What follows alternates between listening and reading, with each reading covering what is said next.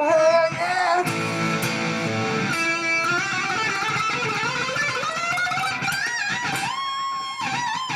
This guitar's pretty awesome.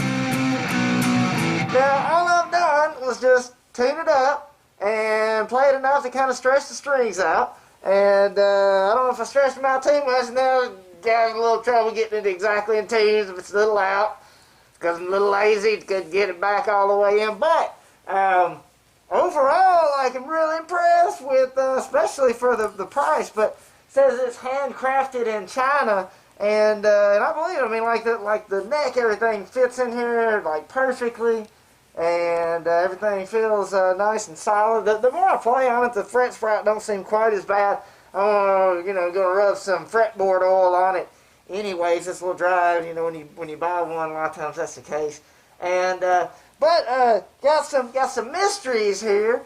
One is the nut is almost completely flat, which is a little weird because the neck is curved. But that's where it gets weirder because when I look down at this end, you can tell that it's obviously, you probably may see, but it's obviously, curved. To me, it feels like it's probably kind of like a fender neck, maybe like a 9-inch radius or whatever it is, and, like fairly curved, but not super curved, not like the old baseball bat kind or whatever. But then down where the nut is, you would think that being curved that much with the nut being pretty much flat. Like when I try to put, kind of a sort of a straight edge on there, so it's fairly flat. I would expect to see more round in there. So I don't know. But I think that's just my imagination. I don't know. I think it is. But I got. But when I ordered the guitar, by looking at it, I thought it was probably like a fender nut, and I think the measurement matched up, and so I got this nut to try on there. I'm gonna see if that fits on there. It looks like it would fit, but it's actually a little bit curved, so that might match. Which also, talk about I didn't do anything but tune, and the setup is pretty good for right out of the box. Like usually I would expect to adjust, but that's where it also gets weird. It seems like it's set up fairly flat, which once again we're thinking, the neck's it's curved at least a little bit. And but it's not really as curved as you might expect. I think I could probably lower the action a little bit down, but it's not too bad as it is. But if anything, it seems like it's kind of flat across. But the intonation is I can't find my pick. That's why I bought a whole bag of picks. I should open up the fucking bag of picks. Well, I guess I don't have a pick no more. I don't know where I threw those. But oh, wait a minute. Yeah, I do. Because they sent some. Oh, look at this. Inside where the strap is. Oh, these are picks that are very colorful. And there it is. Another little tiny bag. So now it's an unbagging from an unbagging from an wrapping from an unbagging from an unboxing from an unboxing. But okay, that's a pretty nice little little pig there. Let's try that pig.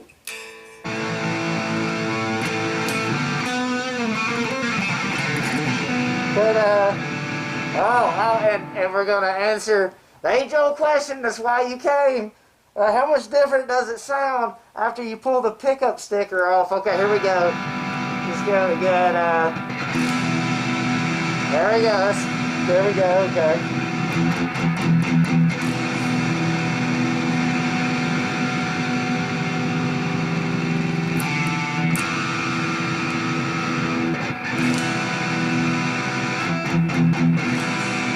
Oh God, that sounds like shit. I should never take that sticker off. I ruined the guitar. Okay, so, but check it out. Like the intonation.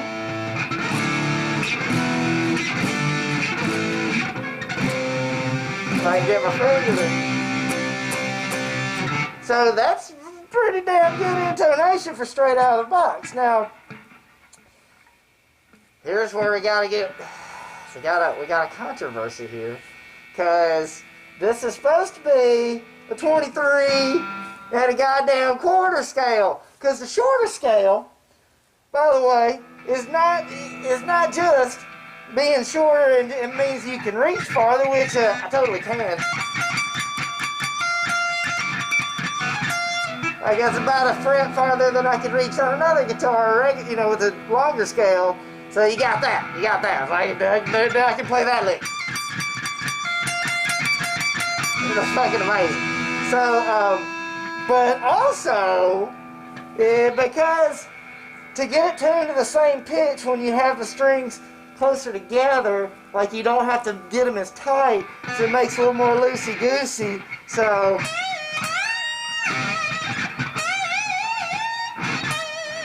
and now you can bend up to the flat and fifth and Nels tritone.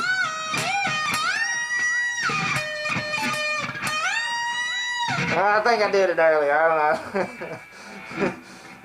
But anyway, so that's cool. You get a little more loosey-goosey for some bending and shit and some vibrato. And the volume now is pretty loose. And then when it's down low, like us, you know, the quieter places, and then it's pretty loose. And then when you get up to like full volume, it gets real stiff. Now, you might think it's just because it's cheap electronics. I'm sure it is. I mean, like I said, the guitar itself was $59.99 or $54.99 if you got the black edition, and then normally like I think like $89.99 or something. But I think that's kind of cool because that way when you got it all turned up and then you're all picking, you're less likely to accidentally mess up your body. You're like, oh, I'm coming in for you, like, and you accidentally like hit it with your finger or something, or you're jamming out or something, you know. So I'm gonna put I bought some tuning pegs when I bought this guitar, and I was pretty sure I knew some I could get that I wouldn't need to drill holes in, and which in this guitar I would drill the holes if I needed to. I wouldn't have cared, but the reason I'm wondering is because also on this Jackson, this is an awesome guitar, and I love Jackson guitars. I have another Jackson guitar, and they're great. However, I'm not as big of a fan of the tuning pegs. Now, on the one hand, I'm not being fair. Okay, let me just back up. I'm not really being fair here. The tuning pegs on this guitar, they lasted a long time. This is a classic guitar. This is not one you can still purchase new, and it was made in either Korea or Japan. I haven't been able to figure out for sure exactly, but best I can understand in one of those places. And this is a pretty awesome guitar. But like I say, over the course of a long time, I ended up needing to replace some of the tuners. And so I ordered some online. I don't know if I got scams. I can't remember if they said they were supposed to be new or whatever. I got these cool gray ones. I was like, yeah, I'll swap it out with these gray ones. And well, a couple of them didn't really work right. And like I had trouble getting some of them off. And it's just like, so, but the tuning pegs ordered that fit this one look like they fit this guitar, which is really what I wanted, because this one I'm not going to drill holes in. If I can't find pickups or I can't find tuning pegs that fit in there without having to drill, then I guess I'll just get scammed again. Maybe if I buy like 6 or 10 sets of new Jackson tuners from some guy named Jim on the internet, and maybe a couple of them will be good enough that I can, which I do like I like the Frankenstein kind of look with having different colors, so I may, even if these ones that I've ordered, or that I have over there, if they fit, then, without having to drill any holes or do anything like that, then I'm gonna buy some for the Jackson and the other Jackson, which even though its tuning pegs are new, are still, I got a guitar that has some Grover tuning pegs. Those are pretty good tuning pegs. I like those. And I think, I guess I got off the subject a little bit. What did we say? What did we cover? What did we not? Okay. So if you're looking for a cheap guitar out of the box, and one thing I like about it is that it is simple. Like if you're trying to learn to play guitar, the worst thing you could do. Okay, all right, let me get a little farther off the subject here. if you are learning to play guitar, the worst thing you can do is go buy like a big massive effects thing, or plug into your computer and have a bunch of computer effects and blah blah blue. And I say not because there's anything wrong with that shit, but when you're trying to learn, it's real easy to sit there and just play with all your shit and actually not practice anything, actually, play guitar. And so, like, in the same line of thinking, this kind of guitar like this, where, I noticed it several times. I didn't really think I cared that much about changing pickups. I'll be playing around and I'm like, I look down to change a pickup or turn it back, and I was like, oh, you got volume. I mean, it's listed a feature as a master volume. Let's face it, it's just volume. It's not master volume.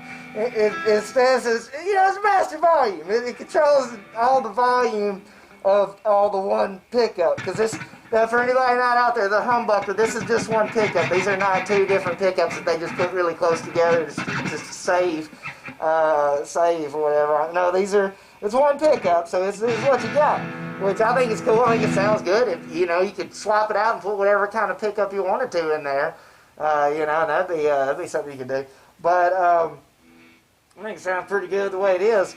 And okay. So I keep forgetting the dastardly, the conspiracy going. And here it is. Okay, this episode brought to you by Stanley Chrome tape measures.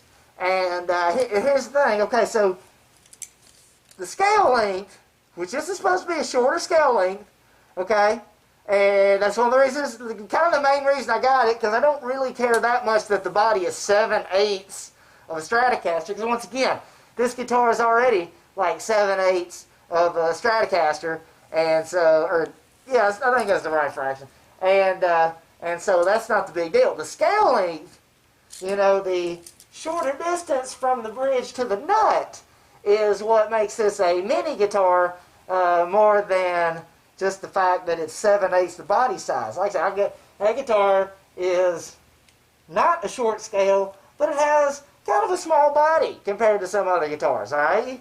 You put, I should have done this, maybe I'll show in a minute, you put like a Les Paul or something behind that, and you go like, yeah, it's not really that big. Okay, the scale length is what we're talking about. So, this one, like a Stratocaster, 1987 American Standard Stratocaster is the best guitar ever. Okay, been proven by science. Everything else, I mean, you might have different preferences, but as far as if you actually want to get, objective about it, if you want to leave the realm of subjectivity into objectivity, proven by science, 1987 Fender American Standard Stratocaster, best guitar there is. Okay, so. And like I say, Stratocasters have a 25.5 scale length. If you measure from here to here, and I did, and we'll do it right now. You'll see what happens, man. Check this out. I don't know if you can see from there. I put it up there, and you can tell pretty much 25.5. That's right about just bingo where we're going from the nut to the bridge. Okay. So if you want to follow me here, this would be in a short scale. Was advertised, as being 23.25, all right? I go to measure that, and I'm coming up on, almost 24. I could be generous and give it like a 23.75, but I know I'd be lying to myself. I could give it a 23, and I'm being real generous. Maybe even that's 7/8. But 23.25? Like, 23.25 is where, basically, being a little bit generous, it's where the metal of the bridge here starts, okay? So, that's irrelevant to the scale length. The scale length, which is going to determine how far apart your frets are so that you get the tones, the actual notes that we're looking for Western music, how we divided up the octave into 12 notes, and then we designate each one of those notes with frets on the guitar, depending on how high or low you tune the string. Then you cycle through one fret or one note, or, well, technically speaking, like a half note for a fret, but you know, you got, you know what I'm saying, like the keys up on the keyboard, and you got to get it the right, depending on the length, you got to divide it up. So, where the little top metal of the bridge is irrelevant to that. It's where the string attaches here. So, I'm saying it's like a half inch bigger, it's less short. So it's like a, not quite it's still shorter than a Gibson. A Gibson was like 24 and a half, maybe 24 or something. Maybe it's 3/4, maybe it's a half. I you know, it's something. It's something. But who gives a shit, man? This guitar's fucking awesome. So yeah, what I'm gonna do, I'm gonna try putting the new tuners on there. I'm gonna see if that nut fits. It might make an improvement if it's being rounded. And just this also, this episode brought to you by Tusk XL nuts, because believe it or not, you've been looking at a Tusk XL nut this entire episode, because this guitar right here, I put a Tusk XL black one, like you see, it's all, and it's self-lubricating with like the slipperiest substance on earth, so it makes the string, you don't get hung up on there. Like, that was why I was kind of having trouble getting this thing tuned, because the strings, the E and the A string, were getting hung up somewhere, either at the nut, possibly the tuning pegs, but I would say either the nut or maybe even the saddle or something. I don't really know. Like I said, I already have the tuning pegs, because I was wanting to see which, if any, guitars that would just go in there without drilling, and I figured this guitar, I don't care, I drill on it anyway. So I went ahead and ordered some to see how they fit, and but I already have that, and the nut, I think I'm going to try that, see how, it'll depend on how hard it is to get this one out. Probably not in there too hard, we'll see. But here's the thing, though, that if I screw that up, then getting it out, and then this one don't fit in there, then I have to, like, buy some kind of new nut, and that's not already got the slots or some shit. Now, that's stuff I haven't done before. This one, like I said, this was an Epiphone. So if you got a Glary guitar and you want to put an Epiphone style, it fit almost perfectly. And so, try that, and then if it still has trouble tuning, which, I mean, like I say, it stayed in tune pretty good. I'm going to put some fretboard oil on it, and they're black tuning pegs too, so I think that'll be cool with the Rogue Rocketeer. So the RR50 guitar, other than maybe being a little bit longer scale than the shortness was supposed to be. Yeah, that's really about the worst thing I can say about it. And the fret sprouting me a little bit. Other than that, like say, everything else is, the craftsmanship is amazing. Everything, I can't find any parts that look off, or anything that looks like it's done wrong, or, you know, usually with any guitar you can kind of go, oh, right here there's a little weirdness. I mean, the closest thing is there's a little bit of in the paint or the gloss or whatever. I don't know, kind of little. I don't know if that's going to buff out. It may or may not. But other than that, then that's me nitpicking as hard as I can possibly do it, because I can't find anything that looks off on this. So I'm very impressed with handcrafted in China. And what was this one? Oh yeah, Big Larry. That's one from China. So yeah, RR50 WB. Apparently, that's what the model number of this is. So yeah, somebody's learning to play guitar. I think this would be a great one to get. It's cheap, it's on sale right now. I don't know if it'll still be on sale if this video ever goes on intranets, but pretty awesome guitar. Greatest rock star of them all.